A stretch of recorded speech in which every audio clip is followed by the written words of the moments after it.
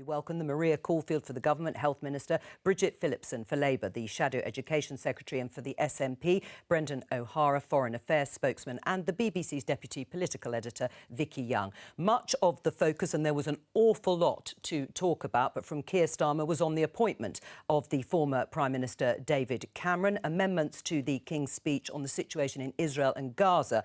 But, of course, it was that huge blow to the government and to Rishi Sunak's pledge to stop the small boats when the Supreme Court, as we have discussed before Prime Minister's questions, ruled that their Rwanda policy is unlawful. Maria Caulfield, Rishi Sunak told the Commons that he will finalise a new treaty with Rwanda in light of the Supreme Court's judgment. Why? The Supreme Court has deemed Rwanda unsuitable for asylum seekers to be sent there. Well, I think what the court ruling wasn't about Rwanda as a place of safety. It was what happens to people who are sent to Rwanda and the possibility that they may be returned to their country of origin. And he said that Rwanda was not suitable for asylum seekers to be sent from here to there to have their claims processed in order to be granted asylum there, because the risk of them being sent back to their original country where they may risk persecution was extremely high. Yeah, but Rwanda as a country was not the issue. It was the potential for them to be sent back to their country of origin, and that is why the Prime Minister has said he will renegotiate that treaty to put in safeguards that may then reassure the courts. Well, you say that. Well, let's listen to what the Supreme Court President said about Rwanda. Let's have a listen. Rwanda has a poor human rights record. In recent times, British police have had to warn Rwandan nationals living in the UK of credible plans by the Rwandan government to kill them. In 2021, the UK government criticised the Rwandan government for extrajudicial killings, deaths in custody, enforced disappearances and torture. Do you want to revise your statement that Rwanda is a safe country? Well, I've been to Rwanda and I spent time working in Rwanda, and I can, there have been problems there. Extrajudicial killings, not problems, Maria. Yeah, but absolutely, and that's why the Prime Minister has said today that he is going to revise that treaty and try and address some of the concerns that there are. But there are fundamental issues in terms of dealing with the small boats that... Oh, no, that I understand, but let's just concentrate on whether it's a credible policy and promise by the Prime Minister to revitalise or have a new treaty with Rwanda. Are you saying you're going to be able to transform their human rights record, stop the sort of practices we've just heard from the Supreme Court President before the election? Well, that's what the Prime Minister is setting out, and he'll be making a press conference this afternoon. It is really important that we deal with the illegal small boats crossings. We are making progress on that. Rwanda is just one part of that solution. And as the Prime Minister said, small boat crossings are down a third. The Albania deal that we did has seen a 90% reduction in Albanians illegally crossing. So Rwanda is one small part of dealing with this. All right, well, let's put Rwanda to one side. Are you going to be able to find another country? Because it's true that actually the High Court ruled that, in principle, the idea of sending asylum seekers that arrive here to a third country, as long as they are deemed safe, is lawful. So could you pick another country? Well, other countries are doing that. Italy, for example, are doing a deal with Albania. Which other country would you be looking at? Because the Prime Minister says that they've had a plan waiting in case the Supreme Court rejected their case. Is there another country? Well, if you look at what other countries are doing, Italy, for example, are doing a similar deal with Albania. Greece and Austria are also looking at third countries as well. So that is a possibility, and the Prime Minister will set some of the response to the court ruling later on this afternoon. He gave an example of that at PMQs today, but there will be further work done. That you are quite right, Joe, that sending people to a third country is lawful. But not Rwanda at this point. So you've gifted £140 million to the Rwandan government, which the President of the Supreme Court has concluded has a poor human rights record, and to where you cannot send asylum seekers. Well, as the Prime Minister has set out, he will look at revising that treaty. That's his aim. So Rwanda is still on the table despite the court ruling. All right. Well, how's the Conservative Party reacting to this?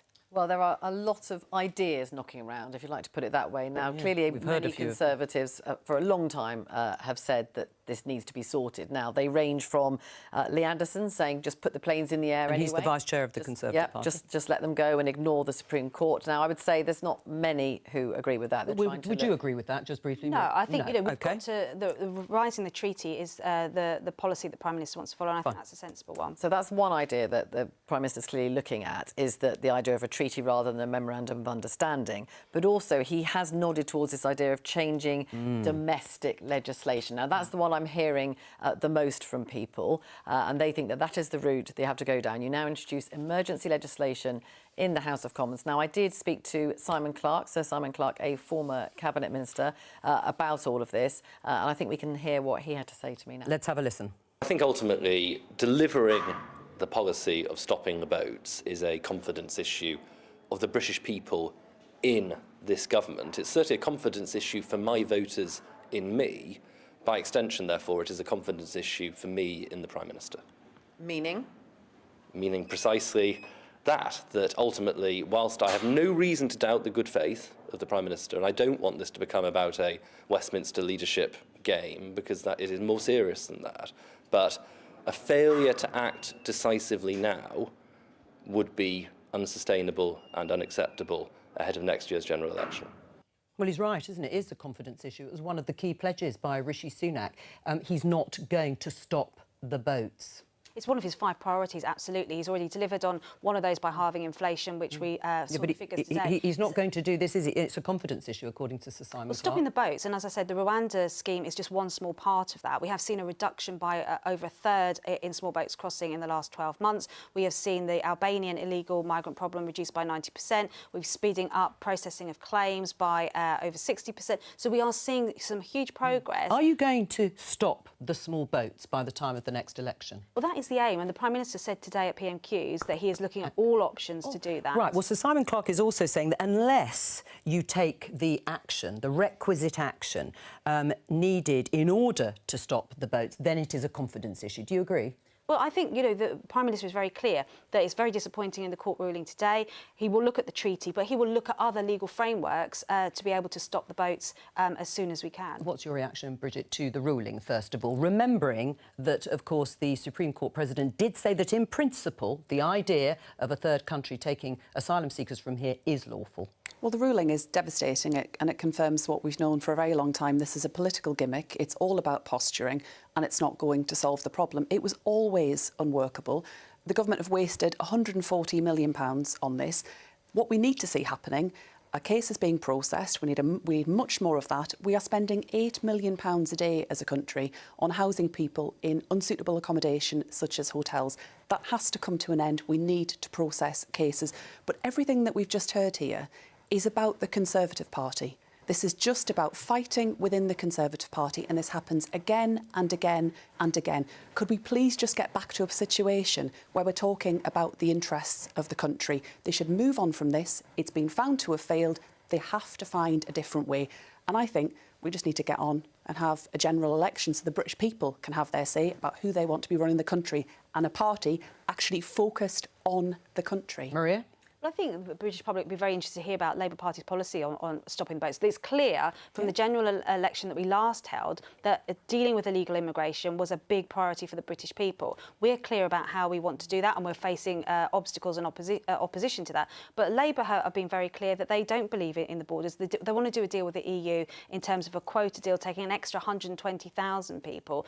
Processing the claims is important, and we're doing that. But that's just not enough. Can I just come back? You aren't doing that. And what happens time and again is a complete misrepresentation, as you have just done, around Labour's position. Policy? We want to have action to tackle cross-border smuggling, more work with the French, officers based with officers based with Europol, processing cases, more caseworkers to do it, and a bigger focus on humanitarian aid. Well, if you are, it isn't working. And if we want to test what the British people think, there is one way of doing it, and that is to have a general election. Let me come to Brendan O'Hara. Does the SNP want to stop small boat crossings?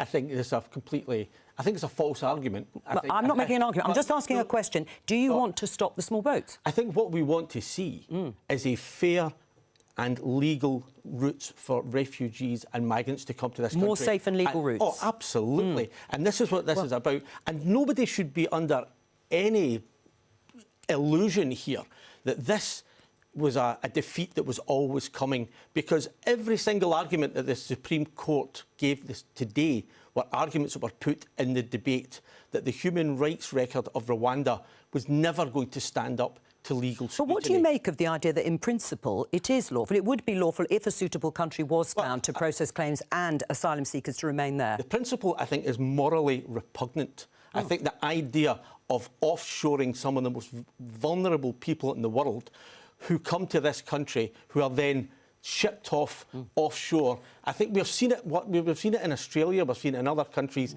and nowhere can you point to it and say that it works, that it is humane, well, let me or it's just. It's morally repugnant Utterly. anyway to offshore and outsource asylum seekers and their applications to another country. Asylum seekers are different to illegal migrants. And we know that in the small boats issue in particular, the vast majority of them are young men who are crossing. We're not seeing women and children crossing in boats at the same number. What you've done here, what this government has done, it has shut off every legal route.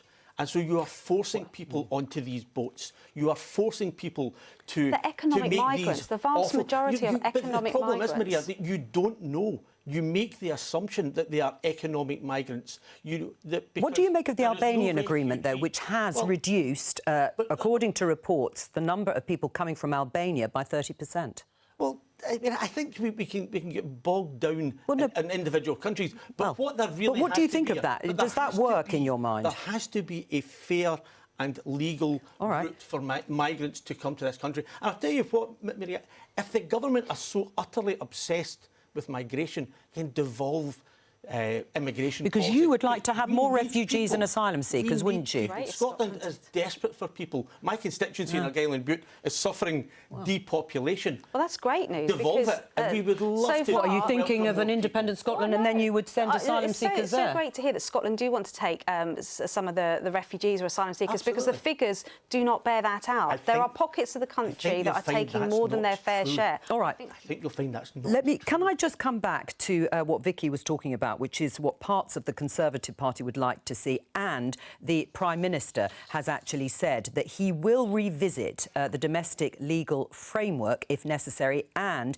international relationships. Let me just read out a little bit, Maria, of the ruling, because it's not just about, as many people thought, disapplying the European Convention on Human Rights, for example.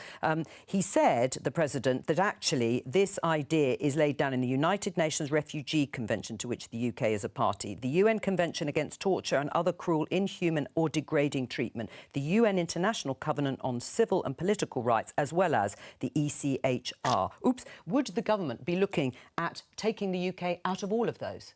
Well, I think that's the Prime Minister is going to set that out later today in his press conference. OK. And I think, you know, we've only had the ruling this morning. Sure. And so the government is looking at options. But first and foremost, it's about resetting that treaty with Rwanda and seeing if that will make a difference. But then he has made it very clear that he will look at the legal frameworks, but he will set that Of all of those. I mean, I'm just asking. And also, then, the international treaties are reflected in our domestic law, all of those, into the Asylum and Immigration Appeals Act of 1993, the Nationality, Immigration and Asylum Act of 2002 and the Asylum and Immigration Act of 2004. So there is a possibility, when the Prime Minister says, I will do whatever it takes to get a deterrent to stop the small boats, that we could, as a country, not be parts of any of those treaties in our domestic law as well. I mean, that's the legal work that he will be doing and the team in Number 10 will be doing this afternoon to look at that, because there are complex issues to this. It isn't just as simple as saying to disapply, and that's the work that he'll be doing right now. I think that's right. I think this is what happens when you go down that populist route,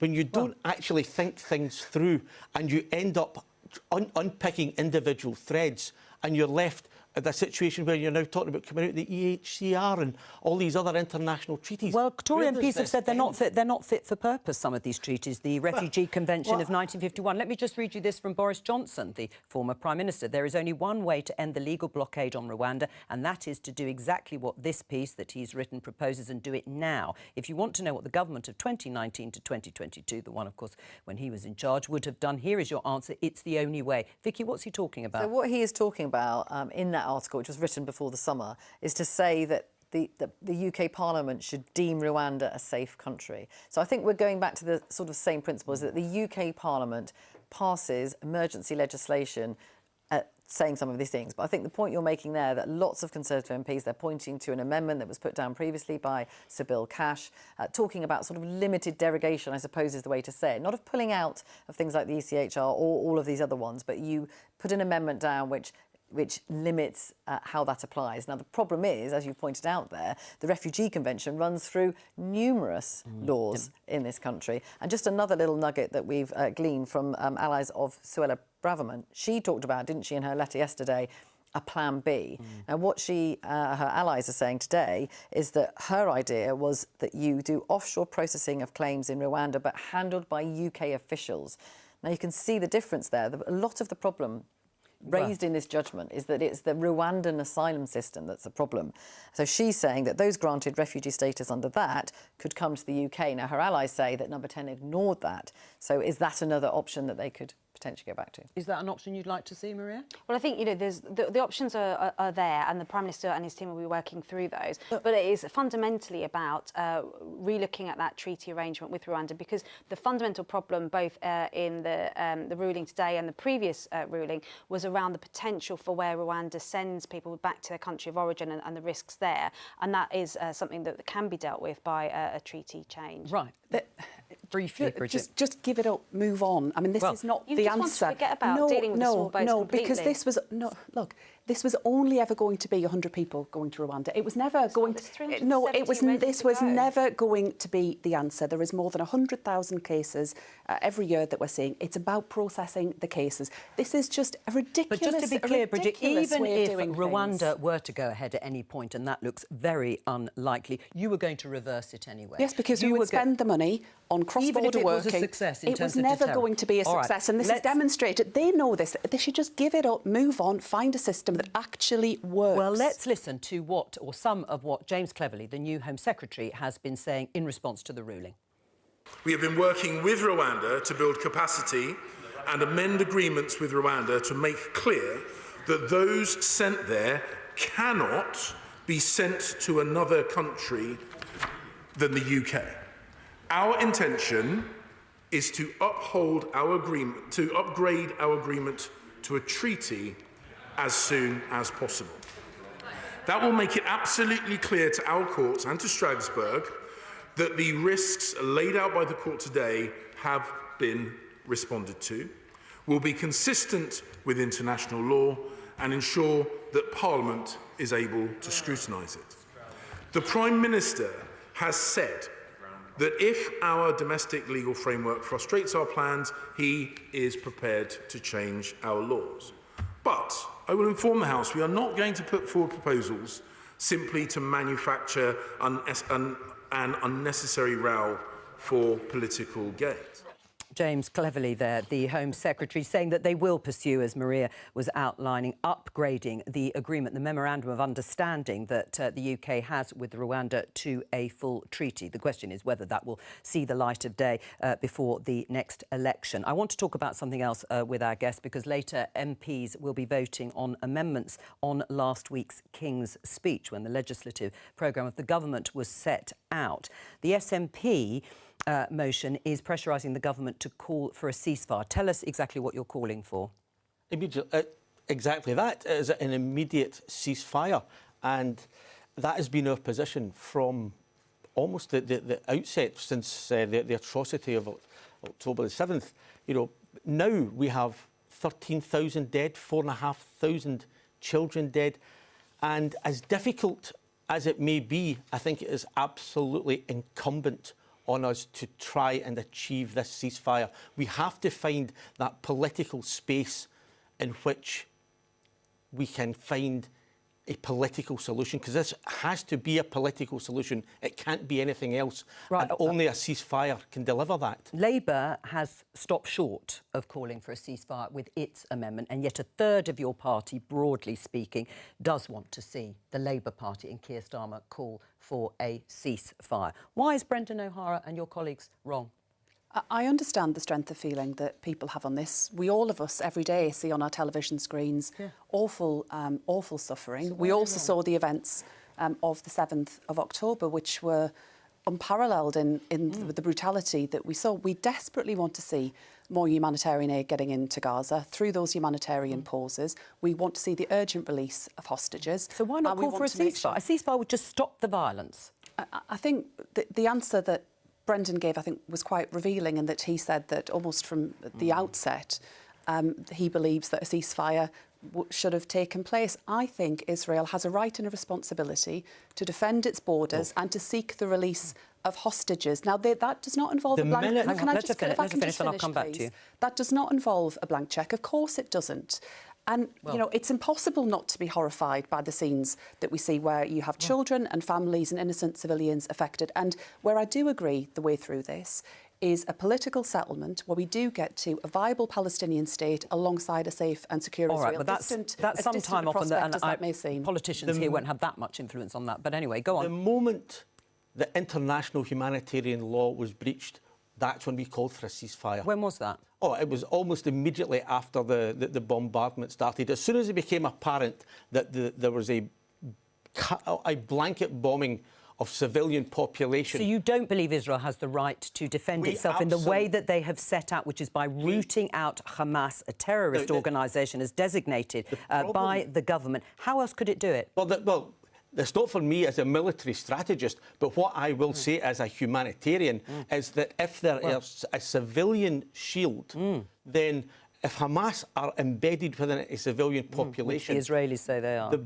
bombing of a civilian population that leaves at least 13,000 people dead is an egregious breach of international humanitarian law. So what do you say? The turning off of water, of electricity, of food and medicine supplies is a breach of international humanitarian law. So what do you say when the Hamas spokesman has committed the organisation to repeat the massacres of October the 7th, in their own words, again and again until Israel is annihilated? Doesn't that completely and utterly undermine the idea of a ceasefire that they would not themselves adhere to? It is absolutely incumbent on us to try everything. Now, if Hamas say that, then Hamas are utterly to be condemned for saying it. But you're asking the Israelis to accept that they should leave themselves vulnerable in this instance. What I am doing is we are standing with the United Nations General Secretary, President Macron,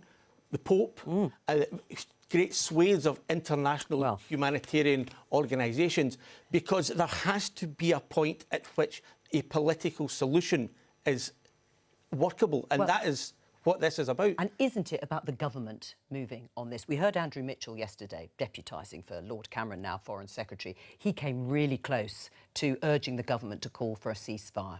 Well, there's a lot of work going on, and James Cleverly, when he was Foreign Secretary, did a huge amount of work in this, in trying to get those humanitarian pauses extended. There's about 4 hours a day at the moment where Israel But that's not cutting it. We've heard that. It's not enough time. The thing about a ceasefire, and I think, Joe, you touched on this, is that has to be on both sides. And Hamas have been pretty clear since October the 7th that that is not going to be something that they're interested in. They would repeat those events of October the 7th. Although arguably they have been rooted out, or certainly the infrastructure has been completely dismantled. Well, there's, we don't know what's happening in those tunnels underneath. And that's, we know that when fuel has been delivered to Gaza, it has been taken by Hamas. All right. They haven't allowed that to go to hospitals. Just very, very briefly, how big a rebellion on the Labour side? Resignations? Yeah, definitely could be. If the SNP amendment is selected, we don't know that yet. Well, of course, we don't know, but we're perhaps looking at maybe 5 or 6 resignations. But that's all we have time for today. Thank you very much to all of my guests for joining me, and I'll be back tomorrow for more. Bye.